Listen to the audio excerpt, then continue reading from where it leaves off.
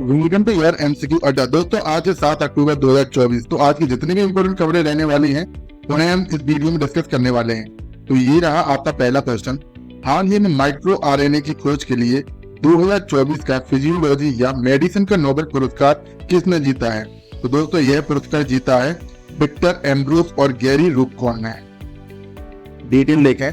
2024 में स्टॉकहोम में Karolinska institute में नोबेल असेंबली ने घोषणा की कि विक्टर एम्ब्रोस और गैरी रूबकॉन को चिकित्सा में प्रतिष्ठित नोबेल पुरस्कार से सम्मानित किया गया है। आणविक जीव विज्ञान के क्षेत्र में इसके गहन निहितार्थों के लिए पहचाने जाने वाले उनके अभूतपूर्व कार्य माइक्रो आरएनए की खोज और पोस्ट ट्रांसक्रिप्शनल जीन विनियमन में इसकी महत्वपूर्ण भूमिका पर केंद्रित थे। बता दें कि प्रथम नोबेल पुरस्कार 1901 में प्रदान किए गए थे और तब से यह प्रतिवर्ष प्रदान किए जाते हैं। नेक्स्ट क्वेश्चन है, विश्व कपास दिवस किस तिथि को मनाया जाता है? तो यह दिवस मनाया जाता है प्रत्येक वर्ष 7 अक्टूबर को। दुनिया 7 अक्टूबर 2024 को विश्व कपास दिवस की 5वीं वर्षगांठ मना रही है। विश्व कपास दिवस की शुरुआत कपास 4 राष्ट्रों बुर्किना फासो, बेनिन, चाड और माली के साथ साथ अन्य अफ्रीकी कपास उत्पादक देशों के सहयोगात्मक प्रयासों से हुई थी।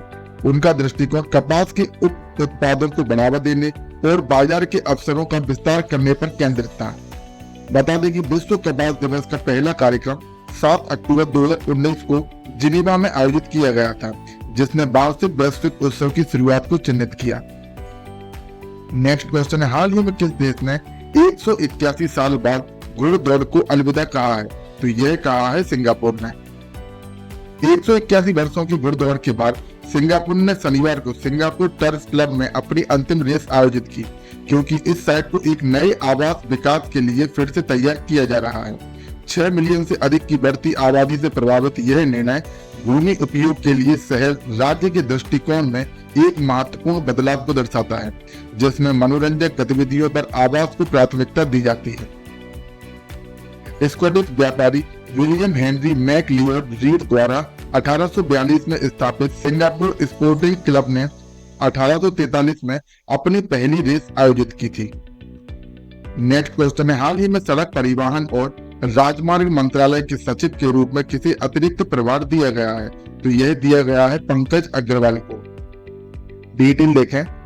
हाल ही में विद्युत मंत्रालय में सचिव पंकज अग्रवाल को सड़क परिवहन एवं राजमार्ग के सचिव का अतिरिक्त प्रभार दिया गया है। मध्य प्रदेश कैडर के 1992 बैच के आईएएस अधिकारी अग्रवाल अस्थायी रूप से अनुराग जैन का स्थान लेने वाले हैं, तो 2 प्रमुख मंत्रालयों का प्रबंधन संभाल रहे हैं। उन्हें यह दोहरी जिम्मेदारी ऐसे समय पर मिली है जब सड़क परिवहन एवं राजमार्ग मंत्रालय प्रमुख राष्ट्रीय अवसंरचना परियोजनाओं को संभाल रहा है।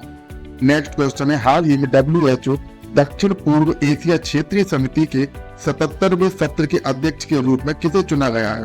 तो यह चुना गया है जेपी नड्डा को। डिटेल देखें।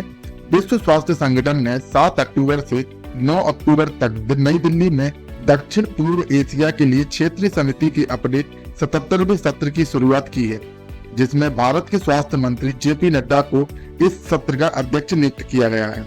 बता दें कि इसके सदस्य देशों में Bangladesh, Bhutan, democratic people's republican of Korea, Bharat, Indonesia, Maldives, Myanmar, Nepal, Sri Lanka, Thailand और तिमोर लेस्ते शामिल हैं। नेक्स्ट क्वेश्चन, हाल ही में नेपाल में किसे मुख्य न्यायाधीश नियुक्त किया है? तो यह नियुक्त किया है प्रकाश मान सिंह राउत को। डिटेल देखें।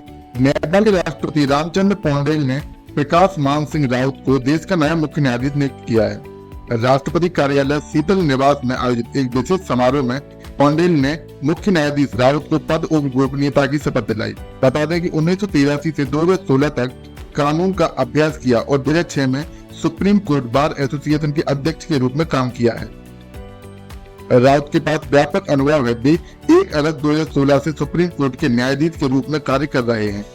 नेक्स्ट क्वेश्चन है, हाल ही में कौन सा देश अंतर्राष्ट्रीय चिकित्सा उपकरण विनियामक फोरम में शामिल हुआ है? तो यह देश है भारत। डिटेल देखें। भारत के केंद्रीय स्वास्थ्य मंत्रालय ने घोषणा की है कि देश अंतर्राष्ट्रीय चिकित्सा उपकरण विनियामक मंच यानी IMDRF का एक संबद्ध सदस्य बन गया है। यह भारत के लिए एक बड़ा कदम है, क्योंकि इससे देश को चिकित्सा उपकरणों के लिए विनियमन और अनुमोदन संशोधन के तरीकों को बेहतर बनाने के लिए अन्य देशों के साथ मिलकर काम करने का मौका मिलेगा। अब बात करते हैं IMDRF क्या है। तो IMDRF की स्थापना 2011 में की गई और यह संगठनों का एक वैश्विक समूह है जो चिकित्सा उपकरणों को विनियमित करता है।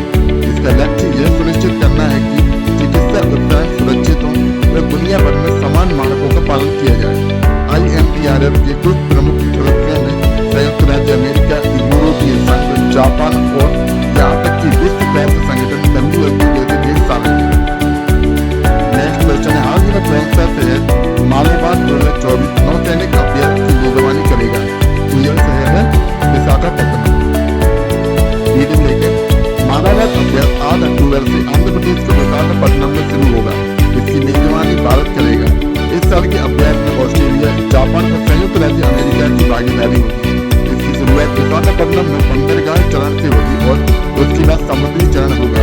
बता दें कि यह अभ्यास 8 अक्टूबर से 18 अक्टूबर 2024 तक चलेगा। मालेगांव 2024 का उद्देश्य भाग लेने वाली नौसेनाओं के बीच सहयोग और परिचालन क्षमताओं को बढ़ाना। नेक्स्ट क्वेश्चन है, अरुण जैन निम्नलिखित राज्य के संगठन में कार्यकारी निदेशक के रूप में शामिल हुए हैं? तो ये शामिल हुए हैं रिजर्व बैंक ऑफ इंडिया यानी RBI। भारतीय रिजर्व बैंक ने अरुण जैन को कार्यकारी निदेशक यानी ED के रूप में नियुक्त किया है। ED के पद पर पदोन्नत होने से पहले भी महाराष्ट्र के क्षेत्रीय निदेशक के रूप में कार्यरत थे। कार्यकारी निदेशक के रूप में वह RBI के सुचारू कामकाज के लिए कई विभागों की देखरेख भी करेंगे। दोस्तों आज की क्लास में इतना ही। आज की क्लास में 7 अक्टूबर की सभी महत्वपूर्ण खबरों को डिस्कस किया है। तो आज की क्लास पसंद आई तो वीडियो को लाइक, शेयर और सब्सक्राइब करना ना भूलें। क्लास की PDF के लिए हमारे टेलीग्राम चैनल